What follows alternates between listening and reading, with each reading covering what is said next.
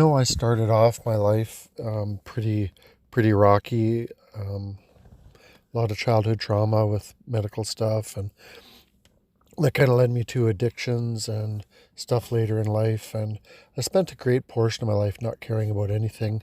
I actually didn't care if I lived or died, and at times I actually would have preferred to die. But at a certain point, I was able to overcome my addiction. I still struggle with a lot of the, sort of mental well being aspects of, my life and everything I've been through. But at one point, 6 years ago approximately, I had discovered veganism and found something bigger than myself that I could believe in, and something that to call a belief, like that I actually believe in something, that by pursuing activism and getting involved with trying to help the animals, I was participating in something that you could call the greater good. And I can't even describe how happy it made me feel, at the same time as being heartbroken to discover what I'd been contributing to for more than 40 years. So I became an animal activist, and jumped right in with some of the organized groups, and really took to it. I didn't look too deeply into what was going on behind the scenes. I just, I picked up my sign and I got out there every weekend, and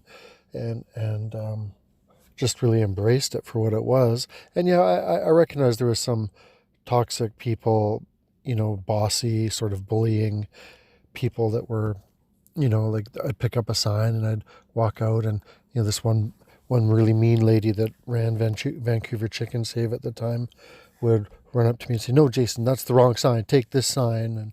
And I just, okay, well, she's a bit nasty, but whatever. I'll take her sign because it's her group. And fundamentally, I do believe if somebody's organizing something, it's difficult to do so, and we should respect their organization. And when we show up, we should do it their way. But after a certain amount of time, I decided, well, I'm going to, as well as doing that, incorporate my own stuff, because there's 24 hours in a day, and a chicken vigil only lasts 2 hours. So, I started creating stuff and videotaping it and putting it on the internet, and had, I'm not saying I was ever quote unquote successful, but I had a certain amount of people that really gravitated to it because it was outside the normal stuff they were used to seeing. And I've got a few people around the world that I'm so grateful for. They, every now and again, they message me and thank me for things like Finger Friday, or the sticker stuff I've done. I mean, I was on the cutting edge of a lot of things. I created stuff and whatever, blah blah blah. But I can rest easy, no matter if I do nothing else. I've at least helped some people go vegan, and even more than that, I've helped people that were already vegan step up their activism. You know, so having said all of that, and talking about it, I get excited. You can hear it probably in my voice. I feel excited talking about the victories. It's just. The sad part is you're as a person starts rising up and making a little bit of a name for themselves, the people that have taken it upon themselves to claim animal activism as their domain in whatever region you might live in, they feel they got to smack you down because you're overshadowing them. I mean, the they're just doing the same old stuff, that they can't think outside the box. They have no imagination. So when somebody comes along that with a superior way of doing things, or even not superior, but different and challenging, and you know, you're reaching people that they will never reach, they get jealous. Let's just face it, we're humans and we get jealous.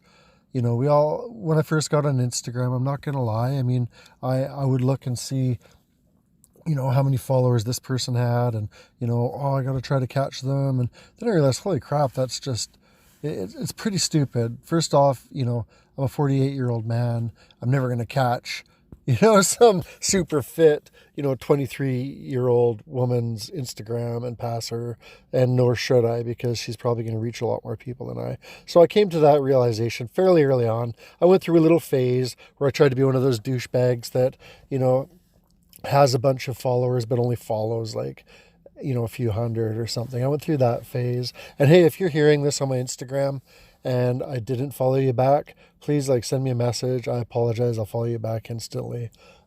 People that do that are just straight up douchebags, and I know quite a few of them in personal and real life here too. So I hope you hear this and straighten yourself out. You ain't all that.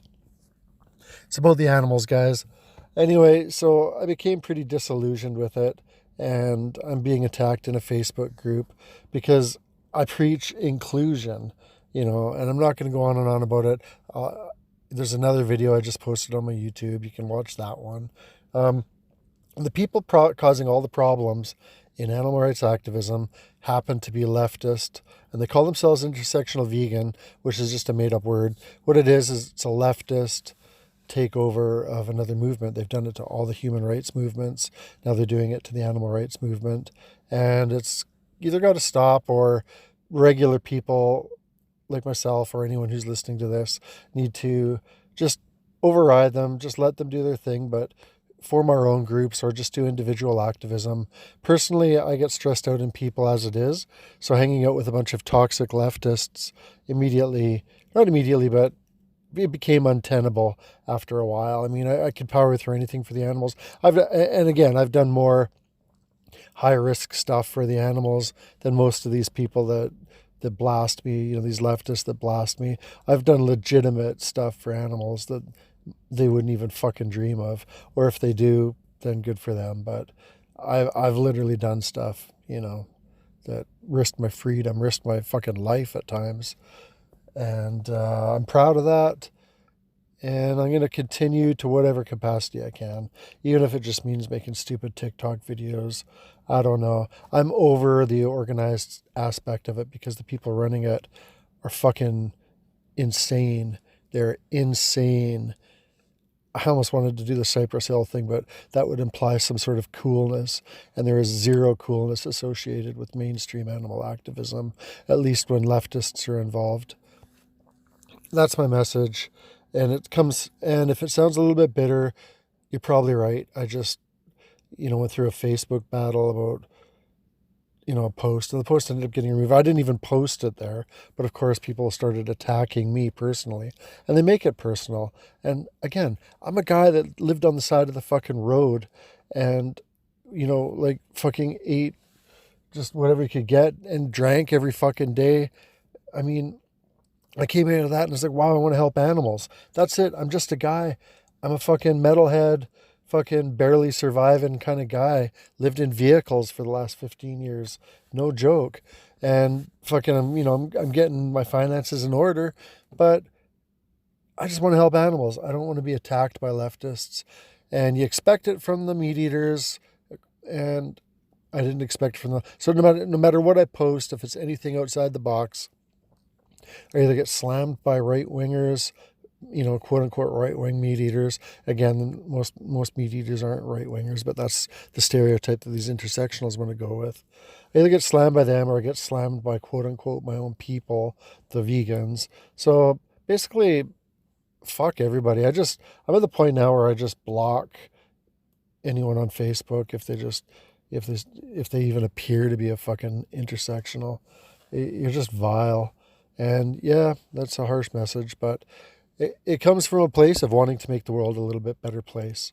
And I've done that a little bit through my activism, and I'll continue to do so. And I hope you all have a nice day. This just in, there is an outbreak of compassion as millions of people go vegan for the animals. We have been lied to. Animals do suffer and do feel pain.